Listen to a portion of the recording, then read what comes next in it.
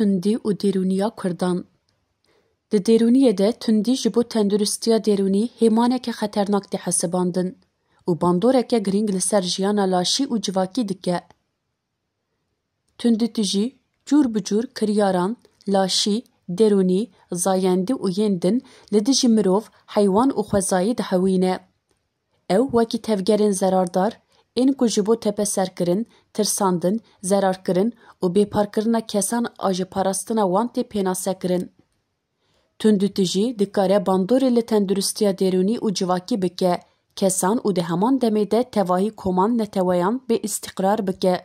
Wekî nûh bozkir jî tîne zimên ku tundî jî bi awayên cûr bi cûr pêk tê: fîzîkî, dêrûnî, zayendî, çandî, hestiyarî, devkî û aborî. Tundiya fîzîkî êrişên fîzîkî yên rasterast ên wekî lêdan an jî bikaranîna çekan dihewîne. Tundiya dêrûnî bi reftarên gevxwar an jî destdirêjiya bêyî têkiliya laşî pêk tê. Şîddeta zayendî her şêwe tevgerên zayendî yên nedilxwaz dihewîne. Tundiya çandî ji rê û resmên zerardar an jî xerabkirina nirxên pîroz derdikeve holê. Tundiya hestiyarî û devkî biriya heqaretê pêk tê. Tundiya aborî bi kontrolkirina çavkaniyên darayî yên li dijî vîna kesek an civakekê derdikeve holê. Numuneyek dramatîk a tundîtujiya bi motîfên siyasî, şewatên dubare yên daristanên Kurdistanê ye.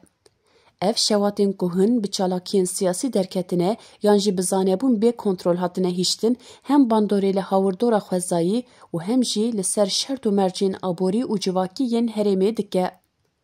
Kiryarên bi vî rengî bandorên psikolojîk ên tundîtujiyê diafirînin, bi hestên bêçaretî û bêewlehiyê di nav gelê mexdûr de. Bi qestî destpêkirina agir an jî bi zanebûn mudaxalekirina agirê hêyî dikare wekî tundiyek psikolojîk were dîtin.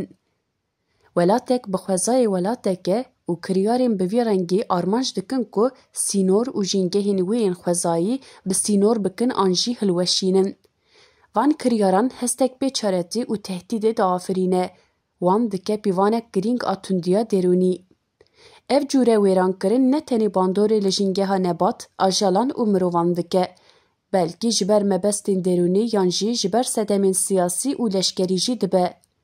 Ev awayê tundîtujiyê ku li dijî herêmên Kurdî tê kirin, bê ewlehiyê di nava welatiyan de belav dike û aramî û aştiya wan dixe metirsiyê. Ji bo ku civaka Kurd ji van tundîtujiyê bi taybetî jî tundiya dewletê baştir were parastin, tedbîrên berbiçav hewce ne. 1. Bihêzkirina civakê.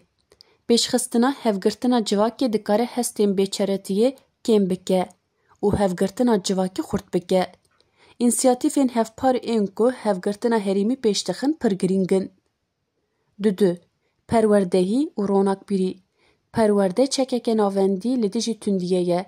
Kampanyayên hişyariyê yên li ser maf, mekanîzmayên parastinê û çareseriya aştiyane ya pêvçûnan dikarin alîkariya kêmkirina bandora tundiyê bikin. 3. Heyama navneteweyî. Rêxistin û çavdêrên navneteweyî ji bo ku zextî li ser aktorên siyasî bikin û bi vî awayî kiryarên tundiyê kêm bikin, divê ji rewşa Kurdan agahdar bin. 4. Alîkariya yasayî û mekanîzmayên parastinê. Gihîştina parastina hiqûqî û parêzeran ji bo ku mexdûrên tundiyê kar bin mafên xwe bi dest bixin, pêwîst e. 4. Alîkariya yasayî û mekanîzmayên parastinê. Gihîştina parastina hiqûqî û parêzeran ji bo ku mexdûrên tundiyê kar bin mafên xwe bi dest bixin, pêwîst e. Sazkirina mekanîzmayên parastinê û pergalên bersivdana bilez dikarin li vir bibin alîkar.